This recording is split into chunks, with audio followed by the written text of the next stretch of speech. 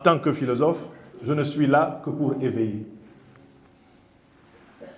Notre secrétaire général du gouvernement régional a posé la question de savoir, en ma qualité d'expert des questions éducatives et de l'analyse politique, comment les collectivités territoriales, comment tous les responsables des départements culturels, que ce soit régionaux ou nationaux ou continentaux ou mondiaux, peuvent immuniser notre population, notamment notre jeune population, contre l'emprise du terrorisme.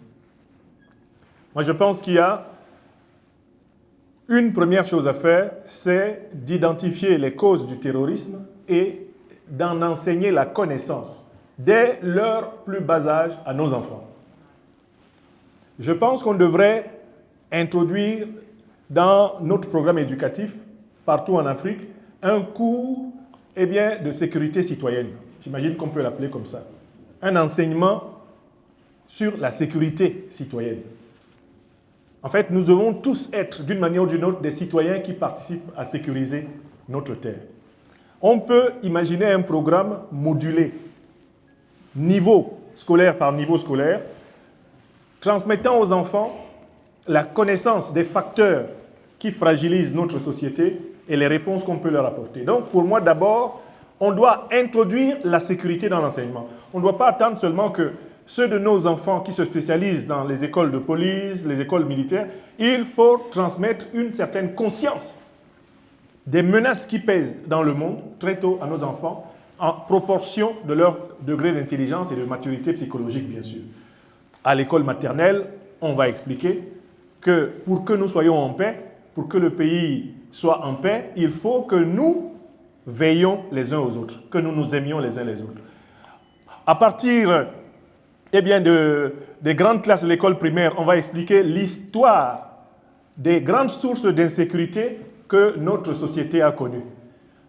À partir peut-être du collège, à la veille du lycée, on va expliquer les grandes doctrines sécuritaires qu'il y a dans le monde.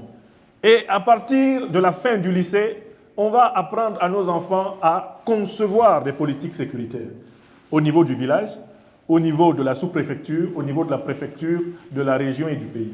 Il faut qu'il y ait un enseignement sur les pratiques sécuritaires, les menaces sécuritaires, les stratégies et les théories sécuritaires.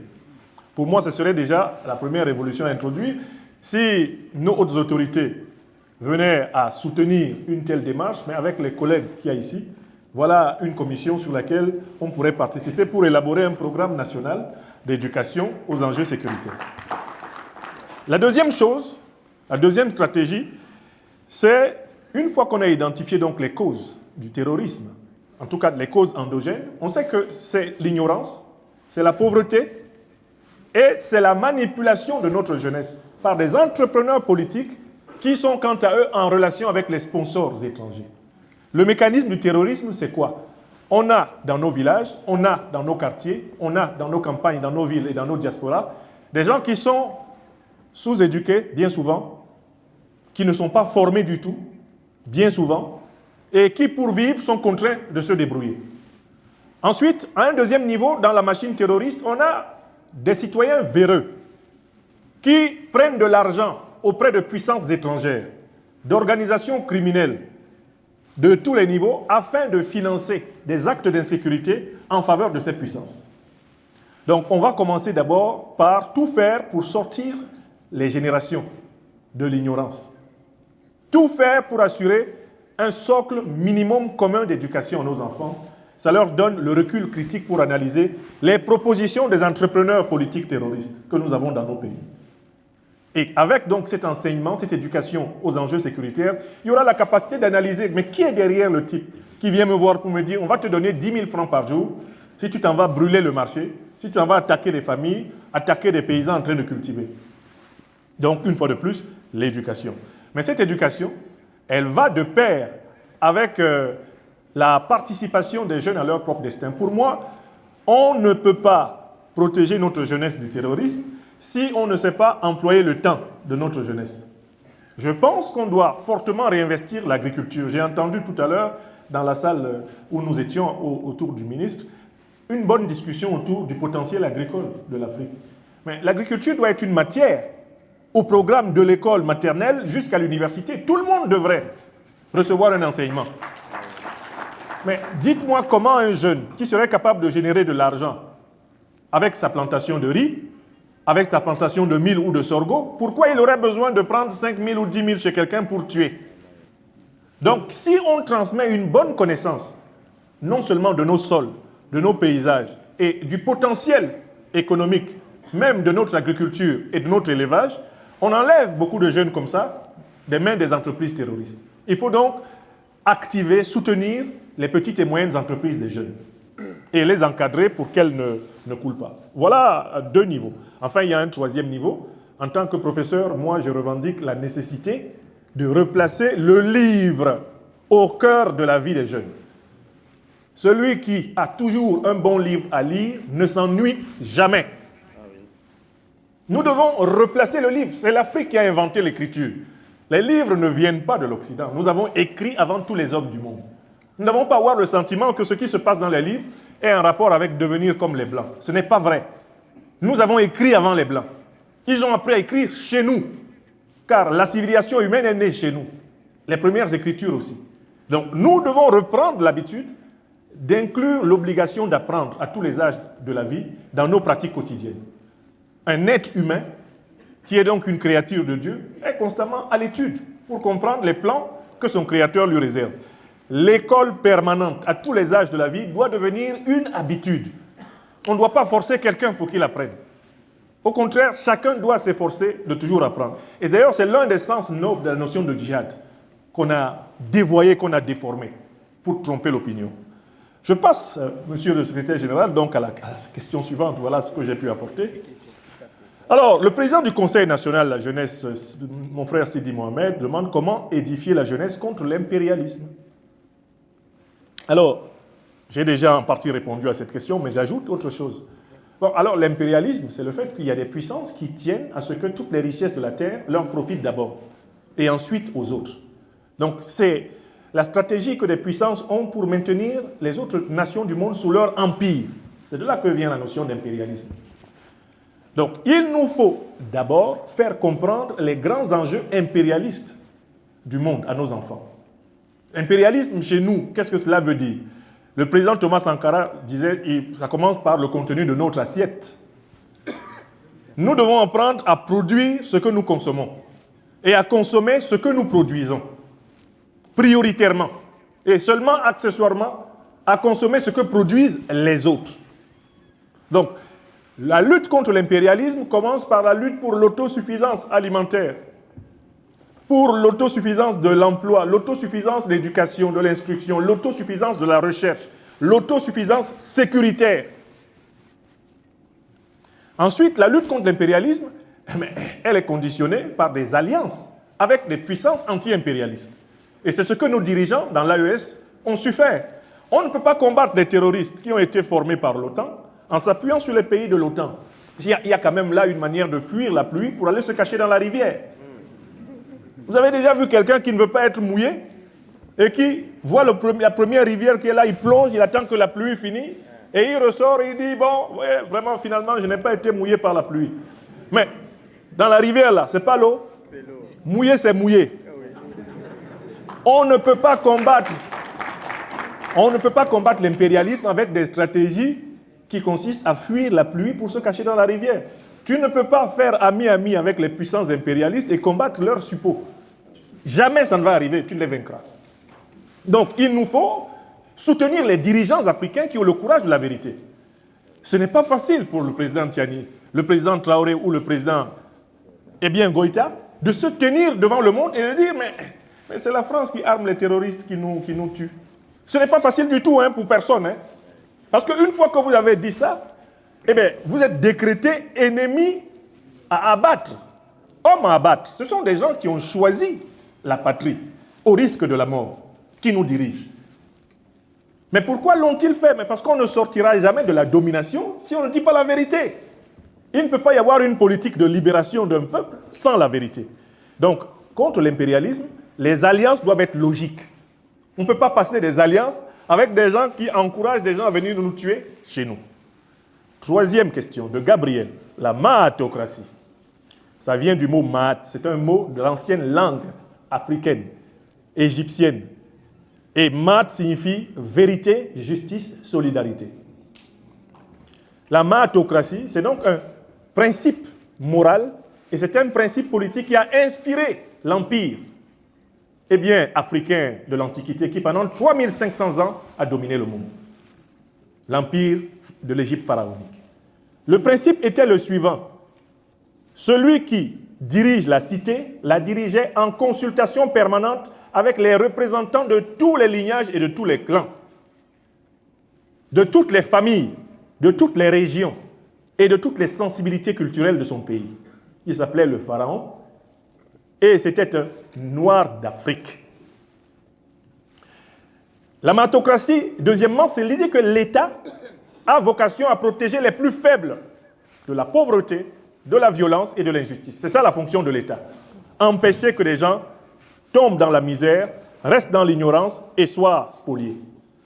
La troisième idée, c'est de dire que la politique consiste à nouer des liens de solidarité entre humains, de telle façon que nous traversions cette vie en nous consacrant à notre Créateur, jusqu'à ce moment que certains appellent la mort, mais qui n'en est pas une, qui n'est rien d'autre que l'entrée vers le chemin ancestral, vers le chemin divin, avec la décision que nous allions à la destruction éternelle de l'enfer ou à la vie éternelle du paradis, qui n'appartient qu'à celui qui nous a créés, car il n'y a de Dieu que Dieu. La civilisation africaine, qui pendant 3500 ans a rayonné sur le monde entier, qui a formé la civilisation asiatique et occidentale, fonctionnait de cette façon. Et les assises nationales du Niger, que vous avez vues, et qui ont conduit à l'affirmation du président Abdourahmane Tiani comme général d'armée et à sa consécration comme président de la République du Niger, ont procédé selon la méthode mahatocratique. La consultation large et fine de toutes les catégories sociales, de toutes les corporations, de toutes les forces vives d'une nation, aboutit à un consensus qui est parfois supérieur à celui d'une élection. Donc la mahatocratie, c'est le système de la politique par le consensus. La politique par l'arbre à palabre, la politique par l'écoute, la politique par la solidarité, la politique par la vérité partagée, par la discussion, la politique par l'endurance, la persévérance contre l'injustice. Et c'est ce modèle que pour ma part je propose à l'Afrique. Parce que les Africains ont été amenés en bateau. Ils ont été menés en bateau avec la théorie de la démocratie, des droits de l'homme, de la bonne gouvernance, bref, des concepts qui ont été utilisés pour faire croire aux Africains qu'ils devaient essayer de ressembler à l'Occident pour se réaliser. Tout en sachant qu'on ne dirait jamais d'un pays africain qu'il est suffisamment démocratique pour être comparé à un pays occidental. On a tracé une fausse ligne pour donner l'impression aux Africains qu'il faut imiter les pays occidentaux pour être reconnu comme une nation moderne. L'Afrique peut construire un état de droit d'inspiration africaine qui n'est rien à envier aux démocraties occidentales. Et le Niger, le Burkina Faso et le Mali sont la preuve qu'il y a des voies alternatives pour faire du consensus sociopolitique sans nécessairement passer par la magie d'élections qui sont souvent truquées d'avance, avec des conseils constitutionnels à la botte des dictateurs, avec le néocolonialisme france-africain qui décrète les dirigeants africains à la place des peuples africains, à travers pourtant des parodies électorales. La mahatocratie, c'est la preuve qu'on peut fonder nos institutions sur nos propres valeurs de civilisation.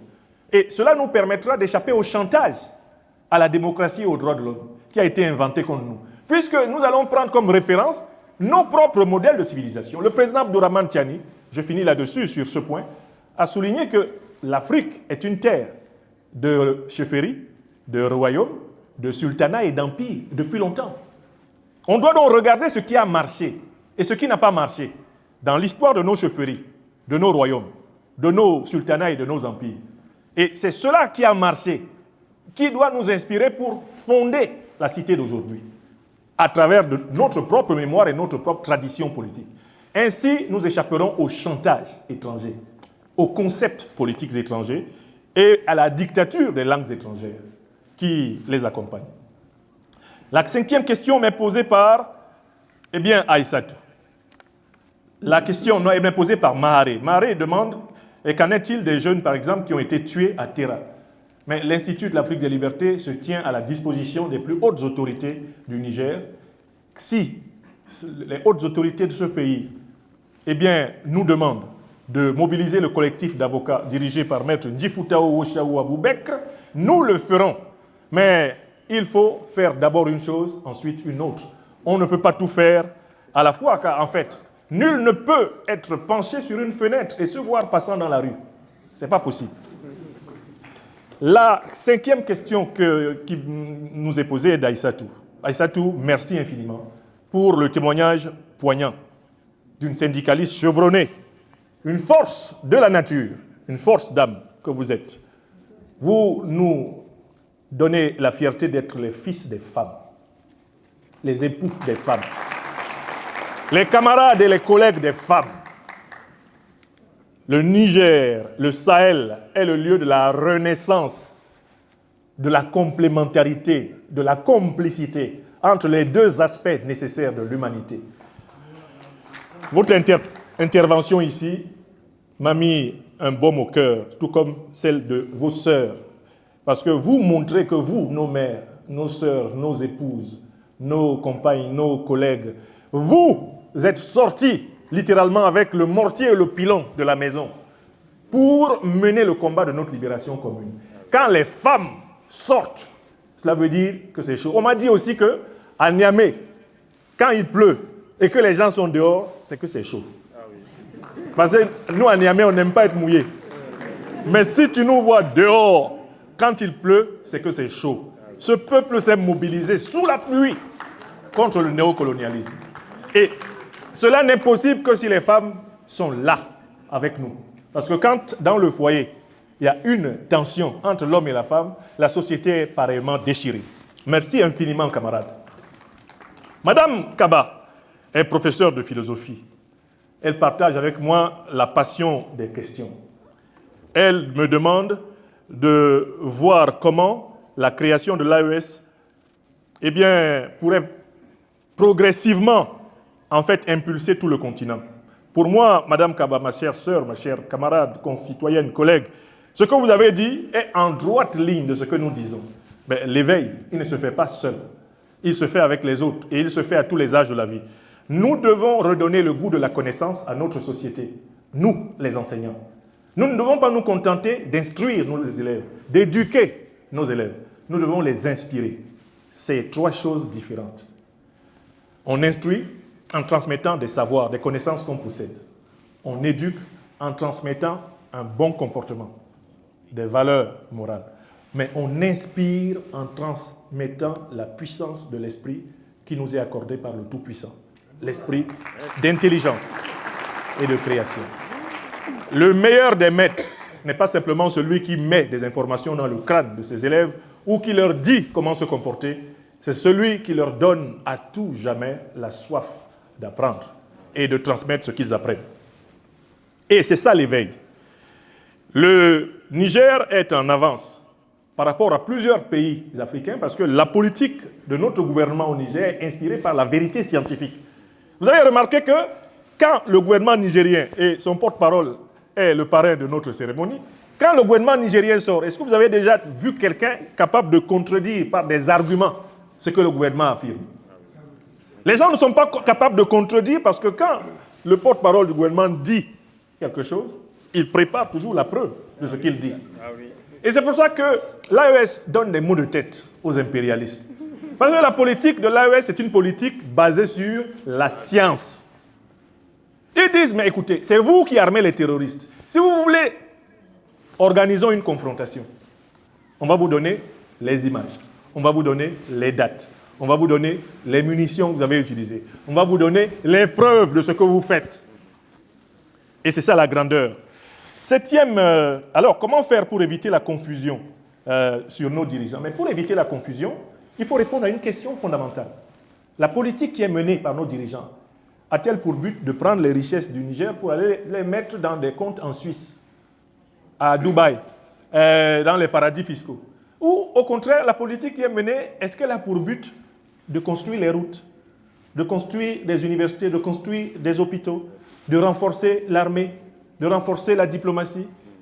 Si la réponse est Nos dirigeants que nous avons là, s'ils avaient des comptes à Genève, à Paris, des comptes cachés dans les paradis fiscaux, eh bien, leurs ennemis jurés les auraient déjà publiés en grossissant le moindre détail de ces comptes.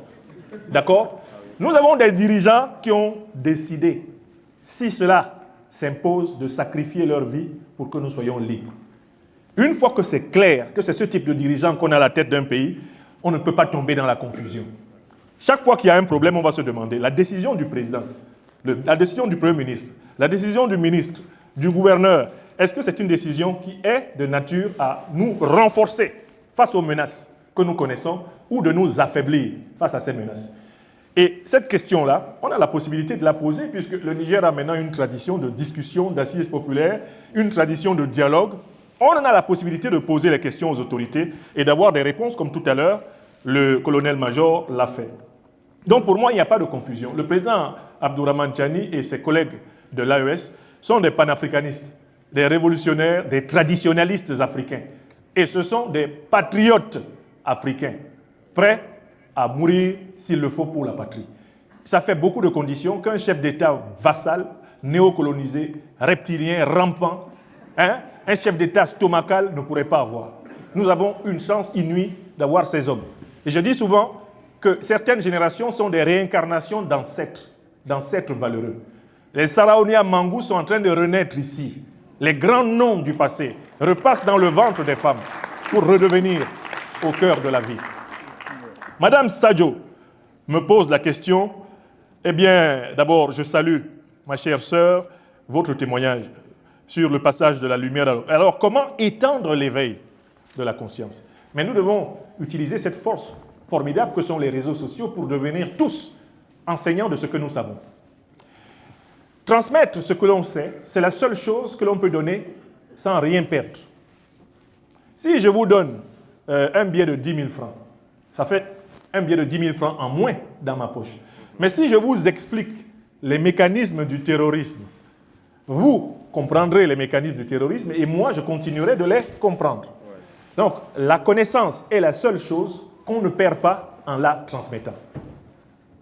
Du coup, si les citoyens accèdent à la connaissance, ils ont chacun le devoir d'être à son tour une lumière, une bougie dans son foyer. Il ne faut pas penser que c'est notre rôle à nous, les intellectuels en vue, les panafricanistes, le rôle de nos autorités politiques. C'est notre rôle à nous tous de transmettre ce que nous comprenons. Et c'est ainsi que nous aurons donc un éveil populaire. Si vous voyez ce que je fais aujourd'hui, vous essayerez de le faire à votre niveau et progressivement, nous serons nombreux à faire ce que nous faisons aujourd'hui et on aura un effet de masse supérieur. L'éveil, c'est l'engagement de chacun. Personne ne doit être spectateur de sa vie. Car la vie de l'homme, comme le disait Jean-Paul Sartre, est son affaire. Il peut en faire un gâchis ou une œuvre d'art. La 8e question est du SG Joly, si j'ai bien écrit. Merci de votre témoignage de satisfaction, mon cher étudiant et jeune frère. Merci également de la commande de 20 livres. Et ce qui, moi, m'intéresse, je vous le dirai lors de notre conversation à partir de 18h, je l'espère, cet après-midi à l'université. Mais je voudrais vous dire une chose. L'engagement syndical, moi, je viens du syndicalisme estudiantin camerounais, ivoirien et même français. L'engagement syndical n'a de valeur, en effet, que s'il est accompagné de l'élévation permanente du niveau de formation des syndicalistes.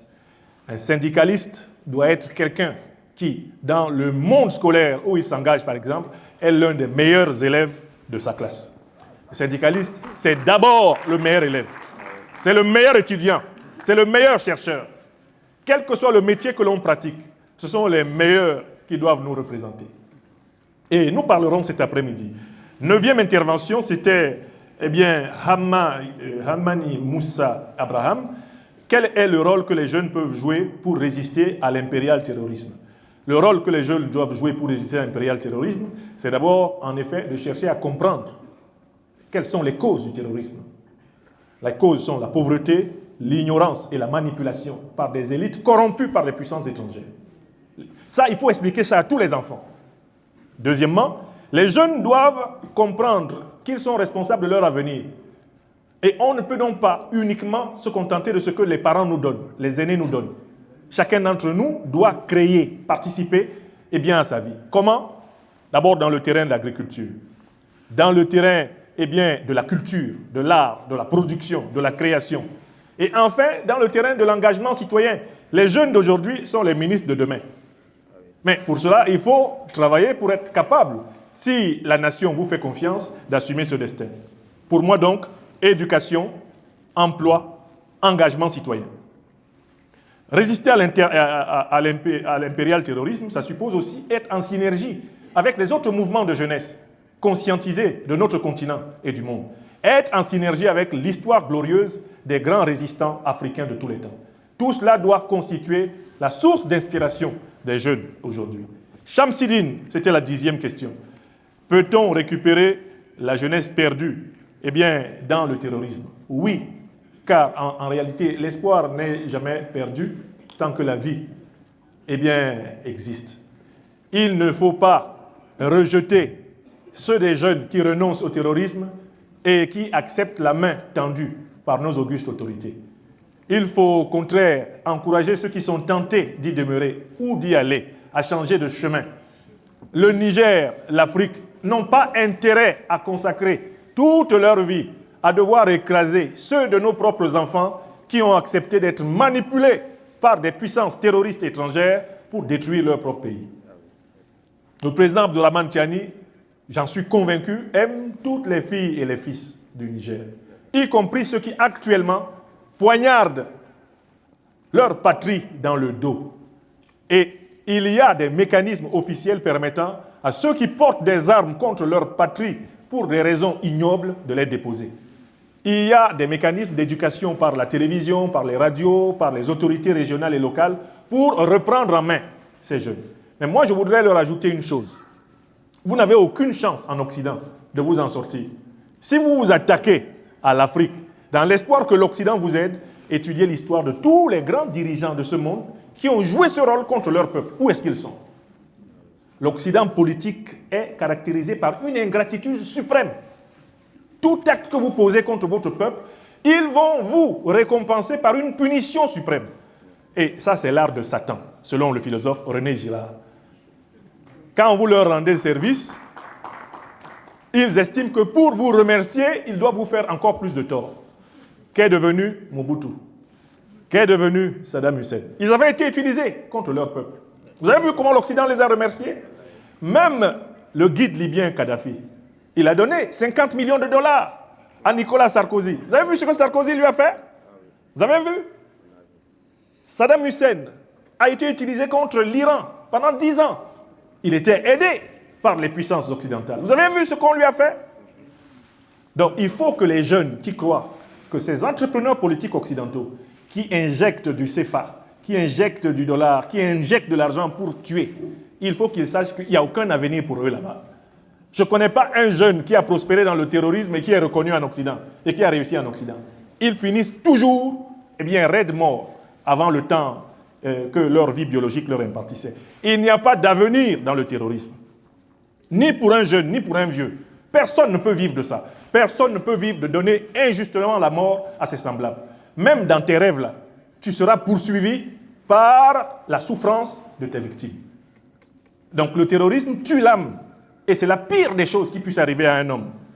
Alors, quelle est ma contribution aux étudiants de l'université Moumouni? Je le disais tout à l'heure à son Excellence, le ministre porte-parole du gouvernement, mais je vais mettre à la disposition de l'université nigérienne, comme de toutes les universités de l'AES, je vais remettre à leur disposition ma disponibilité à assurer des charges d'enseignement dans les établissements où on aura besoin de mes services de philosophe, de professeur de philosophie politique, de sciences politiques, de sociologie ou d'histoire politique. Ça, c'est la première chose. Je l'annonce solennellement. Je vais redoubler mon engagement dans les tâches d'enseignement sur le continent. Mais je rappelle que j'ai créé le département de philosophie de l'Université catholique du Mali en 2012.